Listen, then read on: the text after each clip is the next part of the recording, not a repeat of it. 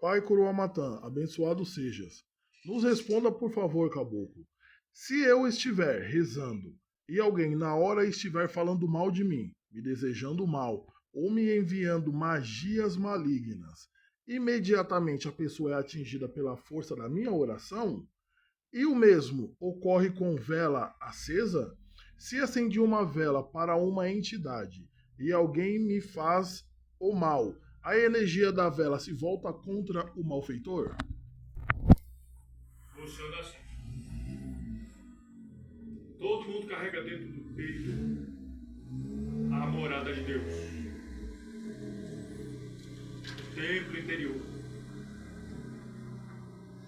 Quando a pessoa está rezando, não importa a oração. A pessoa tem, às vezes, eu não vou fazer essa oração, que é de tal religião. Oração, quando ela é voltada a Deus, não importa a religião. Eu sei que, às vezes, dependendo da religião, tem uns vocabulário que é diferente daquilo que a pessoa acredita. Uma pessoa, por exemplo, que não acredita no pecado, que tem em mente que o que chamam de pecado é apenas uma falha para quem está na aprendizagem eterna do espírito que reencarna, não vai gostar, não vai ficar confortável com a palavra pecado. Então muda a palavra, pula ou fala ela, sabendo que aquilo ali é só uma expressão de uma religião. Mas isso não tira a força daquela prece. Quando você reza, seja oração de cabeça, feita na hora, oração velha que todo mundo já conhece, para Deus, o que importa é o que você está sentindo quando está fazendo aquela oração. As palavras pouco importam.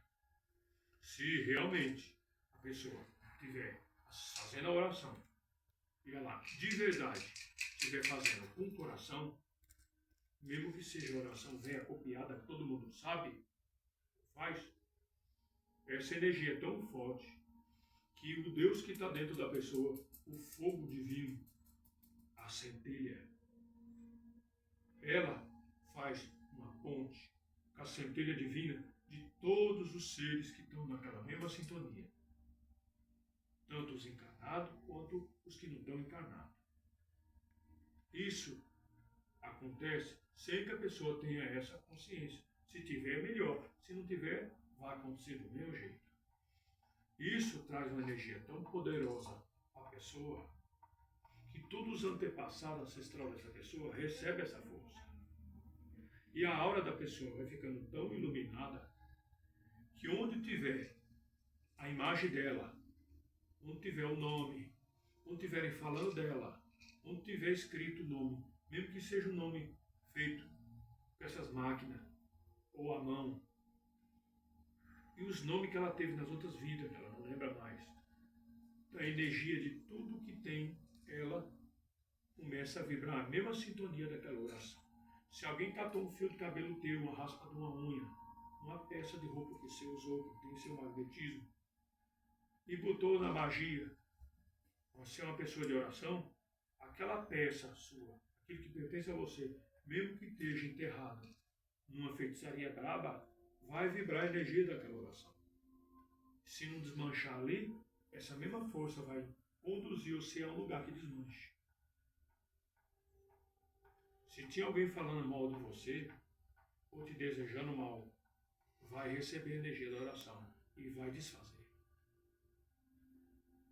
A oração faz o espírito da pessoa ficar tão forte, onde quer que esteja pensando nela ou falando dela, a força vai chegar lá. E quem tiver metido com o nome da pessoa ou com as coisas dela, vai receber a força daquela oração. E o Deus interior daquelas pessoas que estão fazendo mal, vai dar força. O Deus interior de quem está rezando, a dar a volta por cima. Por isso a oração tem muito poder. Quando você está fazendo oração, você se acende igual a vela. Chakra da cabeça, ele começa a pegar fogo.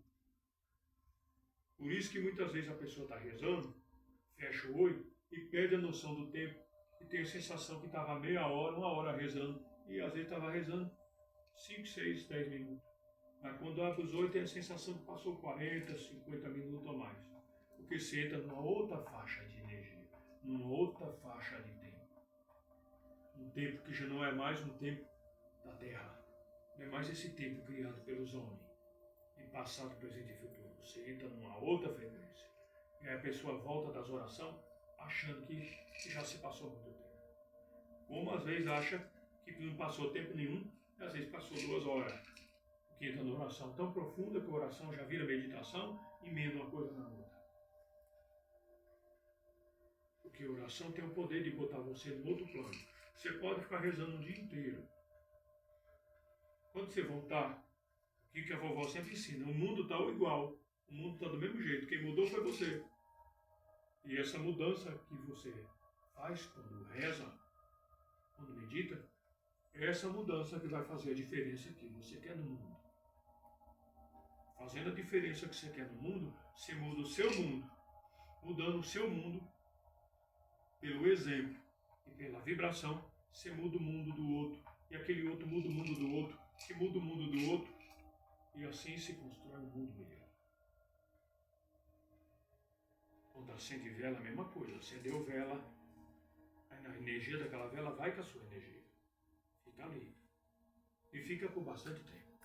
Oração também.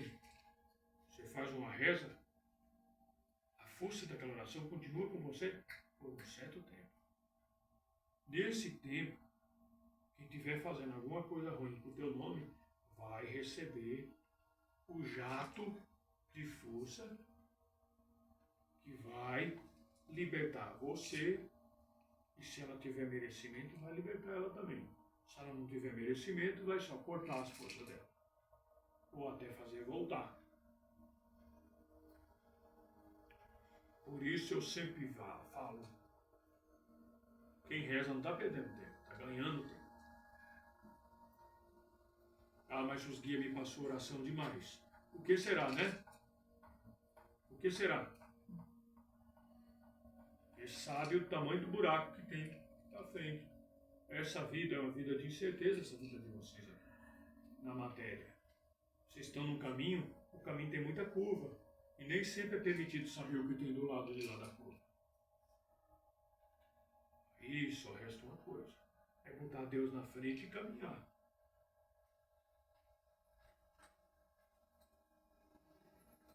O maior problema do ser humano encarnado, também desencarnado também tem esse problema, é dar muita força, muito poder para os problemas.